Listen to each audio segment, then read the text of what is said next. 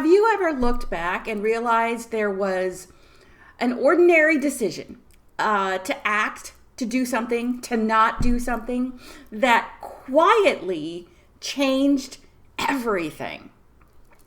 And not because it was a dramatic moment, not because other people noticed, but because as you look back, you notice. And maybe you did notice in the moment as well.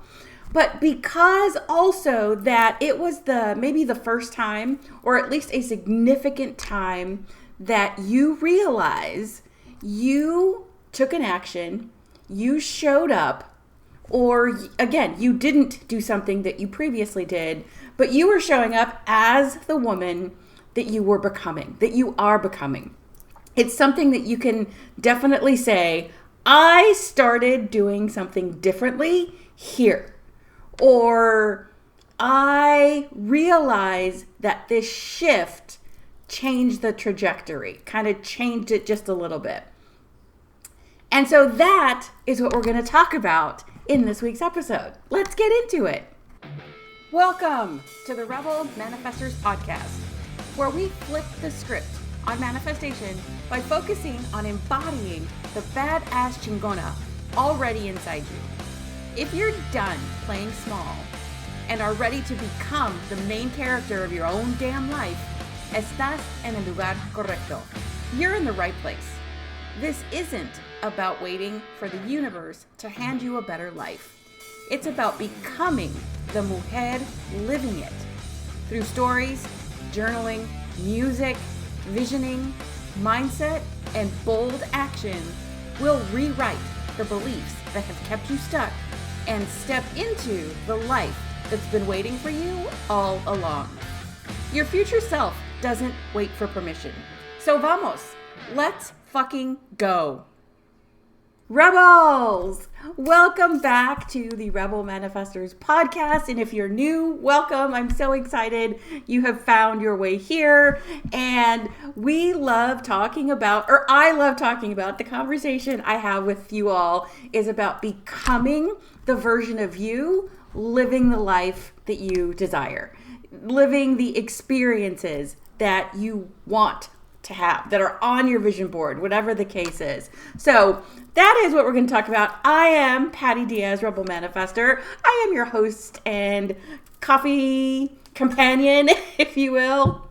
And I would always love to hear your experiences, your thoughts as we go. So share them in the comments wherever you are listening to or watching this episode. So we're going to dive into talking about several different components of how we learn to edit ourselves. And like I said at the opening, looking back and realizing these are the moments that there are moments that shifted things. And I say frequently that we connect the dots by looking backwards. We see what we're creating when we look backwards. We don't recognize it. We don't recognize the photo, the image, the life, whatever, in the moment that we're creating those dots that connect. So keep that in mind. See what comes up for you when you look back. And even if nothing comes up right away, the invitation is there. And then you will start noticing things. You will start remembering things or realizing things that you hadn't looked at them in this way before. So one of my, I guess maybe the most recent example that is relevant to this. If you're watching this on the video, you just kind of saw me look back. The door started creaking open from the breeze outside. And just a reminder, an insert, I do live in Mexico now. So there's lots of ambient noises. And so we just roll with it because that's what we do. So I heard the creaking. And yes, it is a little bit breezy outside in this moment. So I guess I didn't close it all the way. Back to the regular programming. So one of the stories that it is for me, this moment of looking back and realizing that it was a shift. And I will say that when I did it, when this story happened, I did realize it was significant. I didn't realize that it would be connecting me to this version of me who has moved to and is living in Mexico. But I will say, this is one of the times that I did recognize in the moment, I was definitely doing something different. And so the story is, I guess it was a couple of years ago, at least a couple of years ago, I came across on social media a post from Nuno Betancourt. And if you don't know who he is the guitarist and singer. He sings also for the band Extreme. And he made a post about not even auditions, that they were opening up for their upcoming music video spots. They were just everyday people. They weren't having auditions where, we're going to need X amount of people, and it was going to be like something like, I should have looked up the name of the song before I started the episode.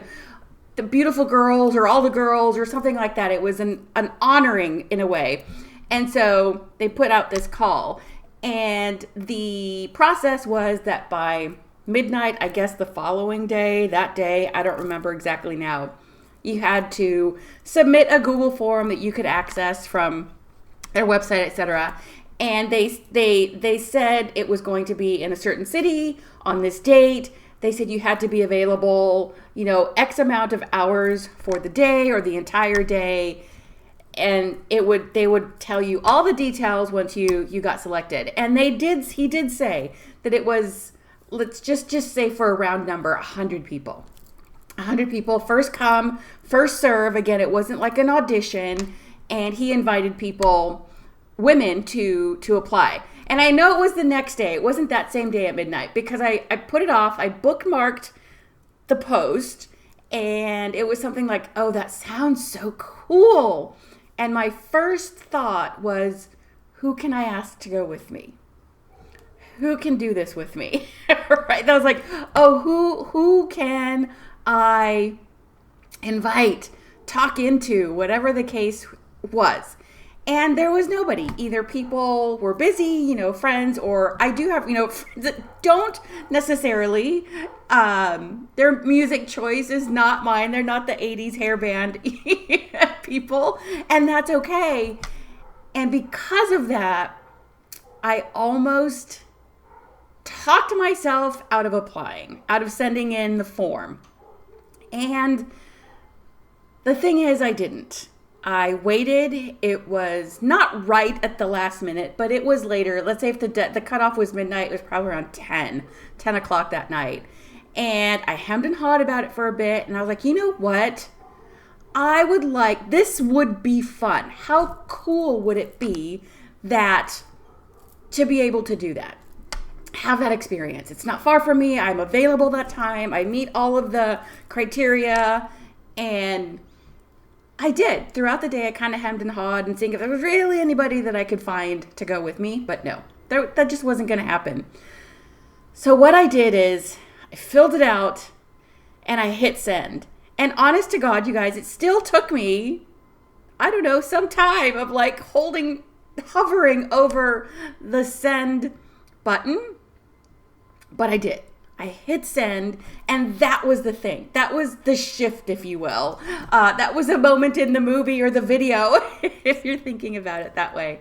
That was like, yes, this created a shift in the timeline, a shift in the dynamics, because I did not allow previous habits to continue, where I would have said, oh, if nobody can go with me, I guess I won't go.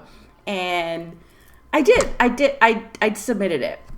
Now, truth be told, I did not get selected. I waited long enough that I was beyond in the queue the first 100 people.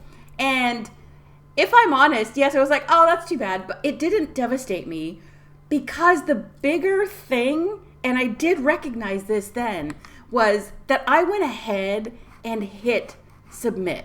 So it's not even that I didn't get selected. That's not the big part of the story. The big part of that experience is that I said, fuck it, and I hit send anyway.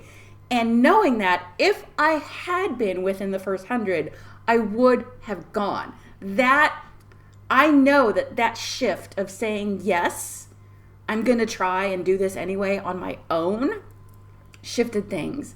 And I even documented, I might do a podcast on this later, but I'm going to insert this practice that I have. I created a private social media account that I don't share publicly. It's private. I don't even share things from there, but it is a living diary of me. Like, I talk to myself. So let's say I did go on, recorded a video for myself saying, I was so scared to do this, but I did it anyway. And I don't know if it's too late. So whatever I said to myself. And so I use that as a living diary documentation of my experiences. And like I said, there's nobody following there. It's a totally private video journal diary for me. And if you're interested in learning about that, let me know. And maybe I can do a full episode on just that, or certain practices like that help me become and document and remember the versions of me in the past and how I'm evolving into the next versions of me. And so, yeah, I wasn't upset that I didn't get chosen. I was proud of myself then, and also looking back. And again, looking back, I now see how that dot connected, started the line of me moving to Mexico, moving solo to Mexico, doing things on my own without permission, taking the reins and saying, it's okay that no one's coming with me, that other people don't understand my decisions, what I'm going to make, what I'm going to do. And that's, so that was a big moment, even bigger than what I realized in that time. It was, I guess, maybe the first glimpse or a significant glimpse of who I am in this moment right now, speaking to you. That was part of that becoming for me. And so maybe I could say Mexico started there, right? Even though I had no concept of moving to Mexico in that moment. That wasn't even an idea, a concept, nothing like that. And so, yeah, I see that as a significant moment of me starting to take up more space. And what I just talked about, like going alone, doing things alone, there is a distinction. Again, just last week, again in my journaling, I realized that there is a distinction between, how did I write this? I should have, between doing things alone and going to things alone. And let me explain to you what that means. Doing things alone, I'd never had a problem with. And what I mean is like going to eat by myself, going to the movies by myself, going on a walk, or taking myself on a date, right? Like an artist date or whatever you want to refer to. Time alone, me time. Doing things alone, no problem at all. And then the other one, going to things alone. I talked about an adventure club before, where you go on an adventure that was set up for you before, and going, and how I almost talked myself out of it. I talked about this in a previous episode, how I almost talked myself out of it several times. Like, I'd already gotten there and parked, and oh man, I don't have to go in. I don't have to go in. No one's that I know is waiting for me. And every time I got past that and I went in. And so the difference in going to things alone versus doing things alone is that I would be interacting, I would be participating in an activity, I would be, whatever the case was, whatever the adventure was, with other people that I did not know, and I didn't have a girlfriend or a wing person, if you will. So that is a distinction that recently came to light, again, by looking back. And going somewhere to eat or to the theater where nobody knows you, or maybe if they know you've seen you eat there before, whatever, that didn't feel challenging, because I didn't have the expectation of what's this going to turn out like. I could choose to eat wherever I wanted. So I don't know if that is making sense, and maybe I'll share about it more as I get through the journaling, or maybe refer to the journaling. Excuse me. But there is a freedom that I definitely recognized in entering a room where nobody knows me. And now taking that a step further, the connection I made is I'm okay with doing things alone. The hesitation was going to things alone. So why not lean into that energy and use the I could give a shit, energy of doing things alone to participating. And I realized there was this freedom. There was a freedom in going into activities, showing up at events where nobody knew me. I got to practice being me, talking the way I want, dressing the way I want, not editing myself based on their expectations of me, because they had absolutely none.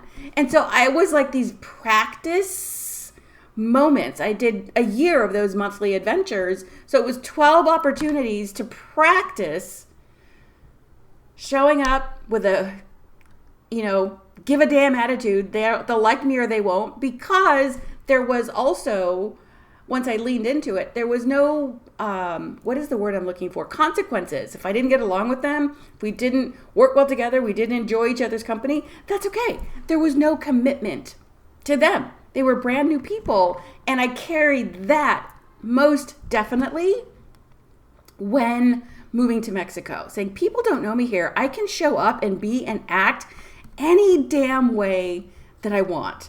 And I still have to practice and lean into that intentionally at times. And it's coming easier. I don't filter myself. And the evidence I see is in the ordinary moments. That previous version of me, right before the adventure club, before applying to do the extreme video, I would not necessarily wear what I wanted. I might hint at it or wear like the graphic tee, but not to certain places or, anything. And here and through those practice moments with the adventure club, I started developing and realizing the things that I like and doing it, regardless of another thing that held me back from doing that was, dress your age, or that's not appropriate for your age. So I wear now a lot of headbands. If you're watching this on video, you see I have a scarf, a bandana around my head. And I like that. For some reason, it didn't seem professional before, whatever, I don't know. And I love now wearing also like the kimonos or like the flowy type of covering. And that just feels, I don't want to say, I say elevated, but not in like maybe the bougie sense. See, I'm still working this out, and just very carefree. That really represents things like very carefree, flowy, and romanticizing. I think I've talked about that before. I'm sure I'll talk about it more. Romanticizing my life, or it's just this, I love this. It feels good. And wearing combat boots and Doc Martens because I like them, and not worrying about work clothes and what's professional, because now it doesn't matter. I work for myself. I work on a contract basis, remote, doing this. So it doesn't, I get to do that wherever I want. I have started leaning into fully presenting my bilingual, porque hablo inglés y español. I have leaned into that, whereas prior to moving here, I didn't necessarily include that in my social media, in my podcasts, in my posts, in my day-to-day life I did with family and friends, but I didn't show that publicly. And so now hablo español más seguido, and that is authentically myself. I was keeping that at bay or only showing that in certain situations. I also, like random things that I noticed I would hesitate, recording videos in public. So many creators and people just that aren't even creators, just I noticed would like just be very freely taking pictures and selfies and recording. And I would hesitate. I would oh, let me make sure I'm, not blocking anyone. And I don't know if that's a good example. But yeah, is it, going to be too obvious that I'm sitting in my car recording a reel? Who the fuck cares? Nobody does. I had that perception. So I've started doing that. I now carry a little camera, like selfie type stick that I keep in my bag when I go places, because I can use it as a tripod or hold it. And if moments come where it's like, oh, that would be great content, or that would just be a great video to have or to make, I do notice when I still have the hesitation, and I keep doing it. I do it anyway. Also, my loudness. I am very naturally a loud person. And I have my entire life been told that I'm too loud. You talk too loud. I have a loud laugh. And so not dimming that. I am fully aware and own that I have not mastered the inside voice, and that's okay, because that is a gift for me. And all these little everyday moments maybe started from applying for that video. Maybe they started before with seeds being planted, and that allowed them to start blooming and developing roots and developing a support system, a stalk, a stem. They didn't change who I am, though. They, little by little, revealed who I had been becoming, who I was becoming. The me that I was liking, not the me that others expected me to show up as. And along with doing things differently, another thing that changes, because it's an ecosystem, it's not just one thing that is affected when you start to do things differently. So along with the everyday moments, how I am showing up more authentically, and I continue to do that. It's never a done process as far as I'm concerned. But another thing that shifted, or that also began changing, was beliefs that I had, thoughts that I had. So for example, an old belief is that being visible meant becoming louder, but not loud. I don't know. We'll see if this makes sense to you. Not loud in my authentic, natural sense, but louder. Let me say it louder. Let me talk about it in a way that is not authentic to me, but that was looking for attention, if that makes sense. As opposed to just me saying what I believe, talking about what I wanted to talk about. Visibility to me was very performative, the way I thought about it. I had to say it loud and act and perform. And the new belief instead, what I'm shifting that to, is that visibility is not being louder or more in your face. It's being honest.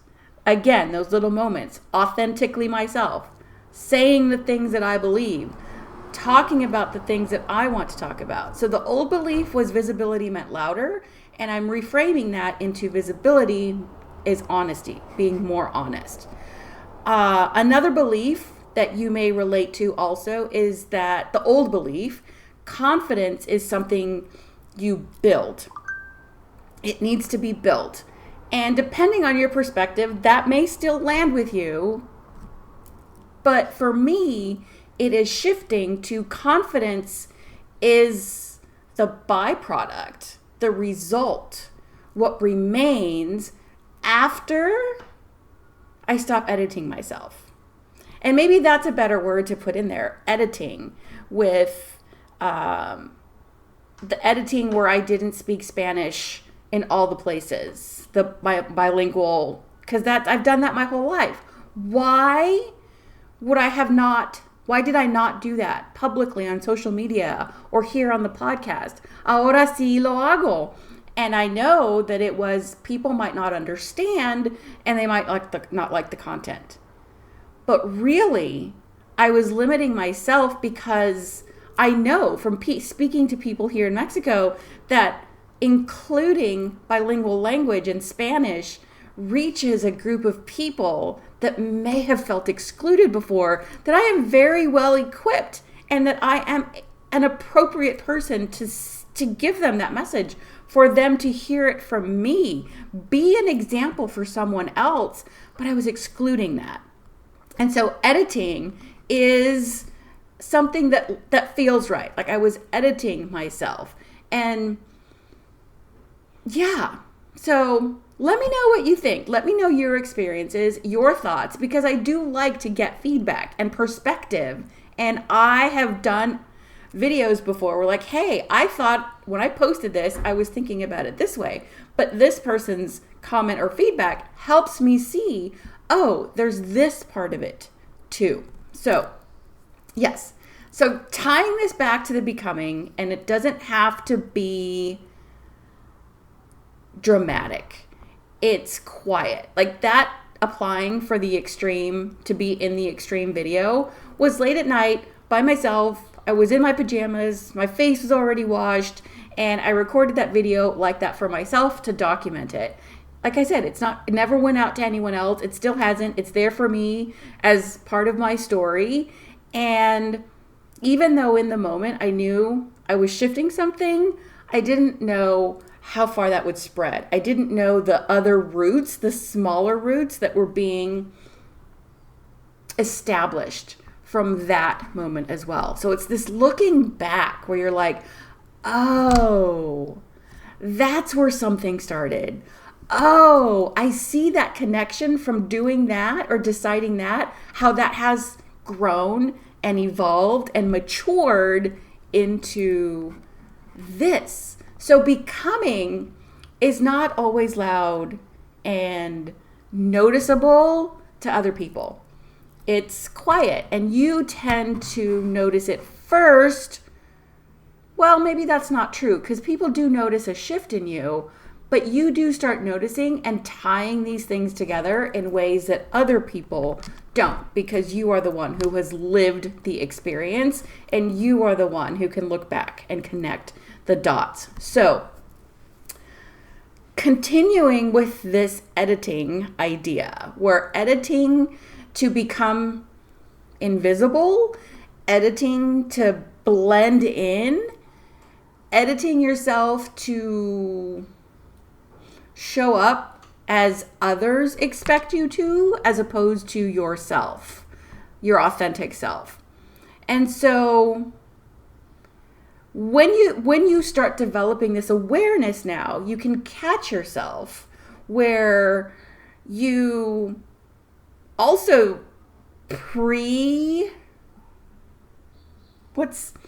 I said this so you give yourself a disclaimer, or you put out a disclaimer before anyone says anything.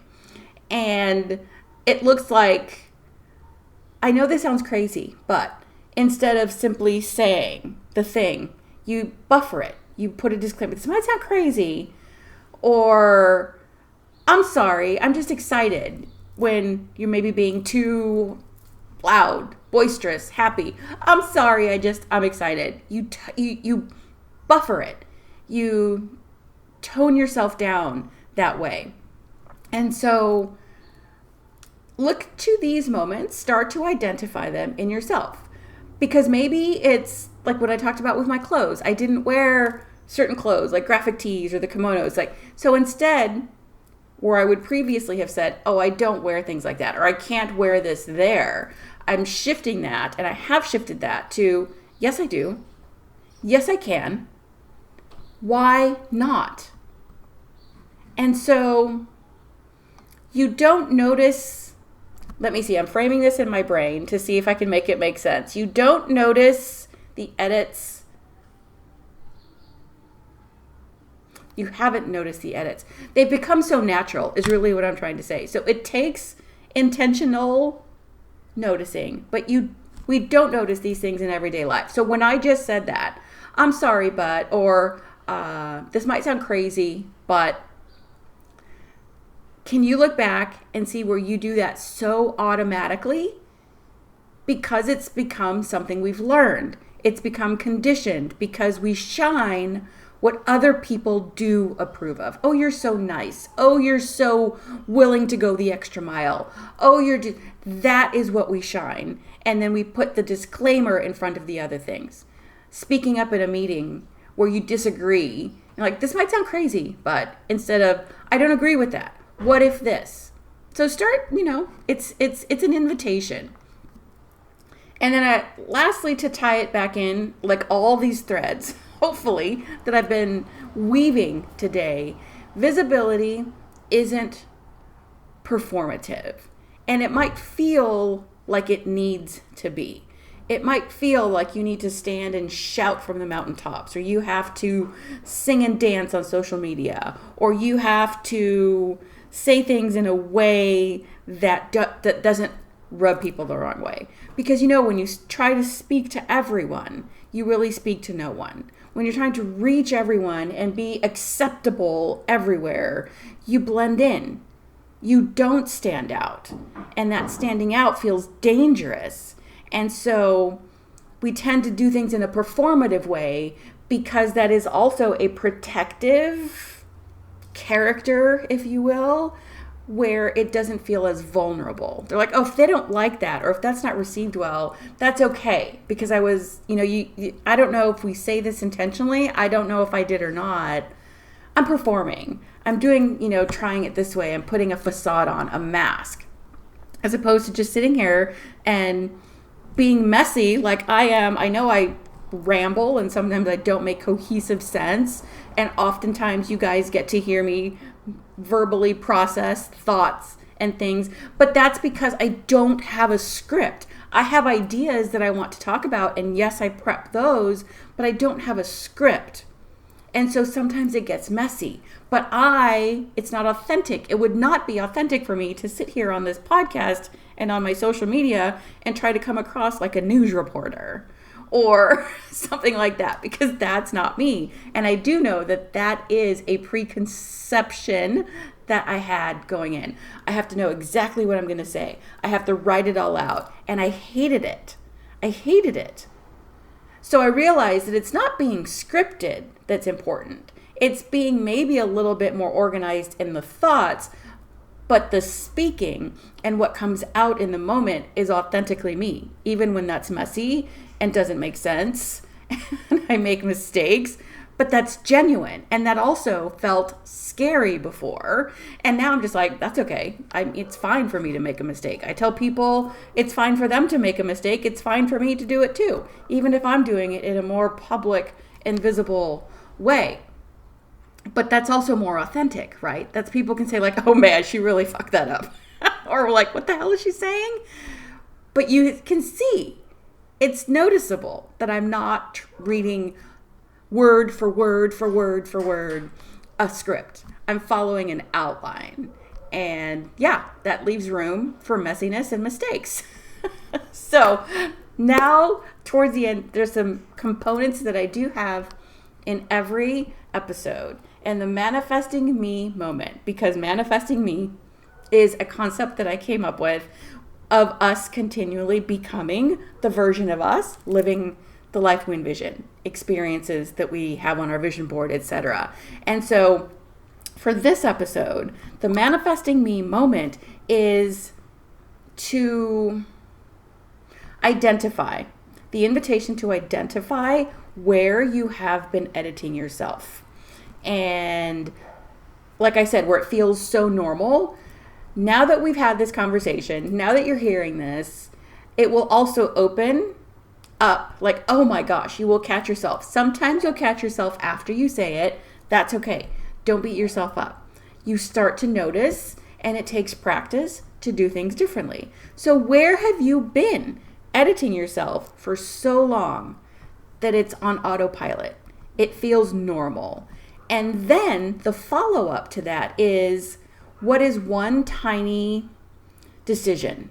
What is a tiny act or something that future you would do? A decision, an action, something the future you would do that your edited self wouldn't, right? So again, that may have seemed messy, and a lot of words. For example, when you start noticing, and even after the fact, instead of, this might sound crazy, or I don't know if this will make sense, that's the part you cut out. You simply start speaking.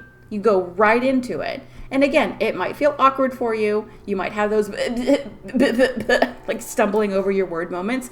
That's okay. That's okay. It's going to feel like a bigger spotlight on you for yourself than other people.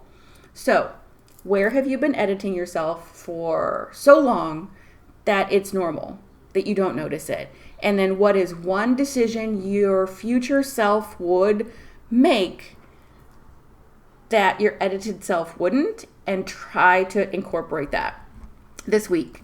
The Rebel reflection. These are the things that tie the episodes together. At least that's how I see it. Ask yourself, and along with the editing, where have you confused authenticity with being too much? Because too much is not yes, it's your trait, but you're getting the feedback from other people that it's too much. You're too loud. You're too opinionated. You're too sensitive. So where in your life do you now take too much? No. See? Where in your life do you see your authenticity as too much? Because that's what people have told you. Simply start noticing these things. This isn't something to make you feel like you're broken or that needs fixing. It's a becoming process. Always a becoming process. And so now I have the Rebel Challenge for you. And this is something that comes in every episode as well. So choose one place this week where you normally edit or soften yourself or hold yourself back a little bit. Apologize maybe for laughing too loud.